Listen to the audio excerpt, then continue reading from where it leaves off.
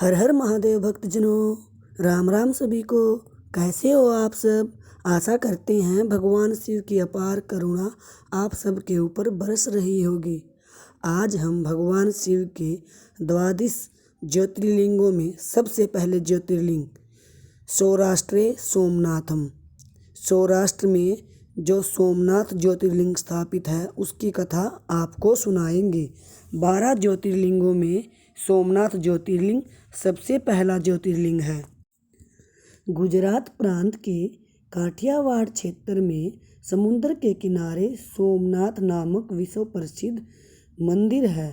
यह ज्योतिर्लिंग पहला ज्योतिर्लिंग है। पहले यह क्षेत्र प्रभास क्षेत्र के नाम से जाना जाता था।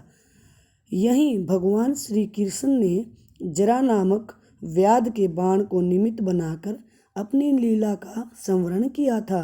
यहाँ के ज्योतिर्लिंग की कथा का पुराणों में इस प्रकार से वर्णन है। दक्ष प्रजापति की 27 कन्याएं थी। उन सभी का विवाह चंद्रदेव के साथ हुआ था, किंतु चंद्रमा का समस्त अनुराग व प्रेम उनमें से केवल रोहिणी के प्रति ही रहता था। उनके इस कृत्य से दक्ष प्रजापति की अन्य कन्याएं बहुत अप्रसन्न रहती थी। उन्होंने अपनी यह दुख व्यथा अपने पिता को सुनाई। दक्ष प्रजापति ने इसके लिए चंद्रदेव को अनेक प्रकार से समझाया, किंतु रोहिणी के वशीभूत उनके हृदय पर इसका कोई प्रभाव नहीं पड़ा।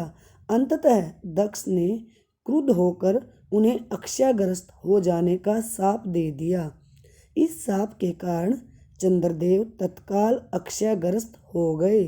उनके अक्षयग्रस्त होते ही पृथ्वी पर सुधा, शीतलता, वर्षण का सारा कार्य रुक गया। चारों ओर त्राही त्राही मच गई। चंद्रमा भी बहुत दुखी और चिंतित थे। उनकी प्रार्थना सुनकर इंद्र आदि देवता तथा वशिष्ठ आदि ऋषिगण उनके उद्धार के लिए पितामह ब्रह्मा जी के पास गए। सारी बातों को सुनकर ब्रह्मा जी ने कहा, चंद्रमा अपने शाप विमोचन के लिए अन्य देवों के साथ पवित्र प्रभास क्षेत्र में जाकर मृत्युंजय भगवान शिव की आराधना करें। उनकी कृपा से अवश्य ही इनका शाप नष्ट हो जाएगा और ये रोग मुक्त हो जाएंगे। उनके कथनानुसार चंद्रदेव ने मृत्युंजय भगवान की आराधना का सारा कार्य पूरा किया। उन्होंने घोर तपस्या करते हुए 10 करोड़ बार मृत्युंजय मंत्र का जप किया।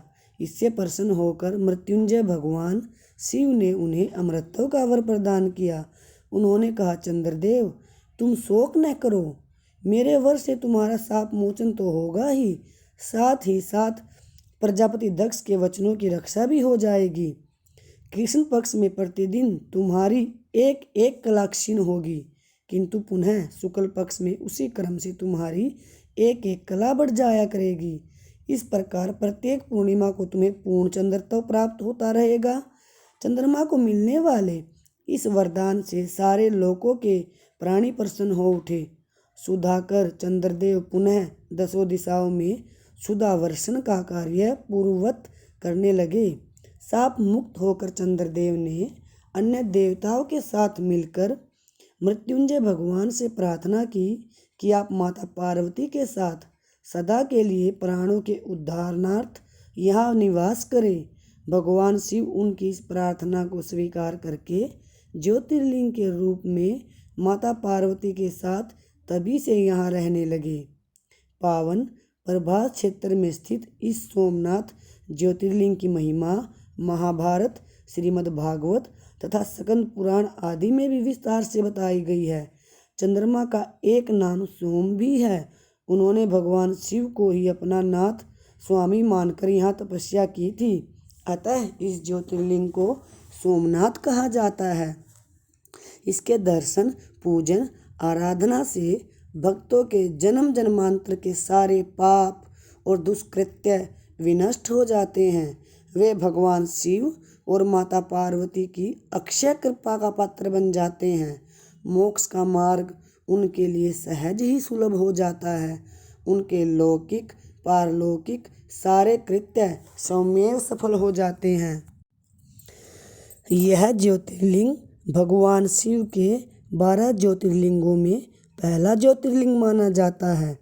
ऐतिहासिक सूत्रों के अनुसार आक्रमणकारियों ने इस मंदिर पर 6 बार आक्रमण किया था, फिर भी वो इस मंदिर का कुछ नहीं बिगाड़ पाए।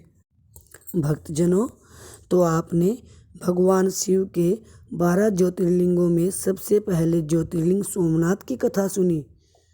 भक्तजनों, अगर आपको भगवान शिव की चर्चा सुनना अच्छा लगता है तो चैनल को लाइक, शेयर और सब्सक्राइब अवश्य करें।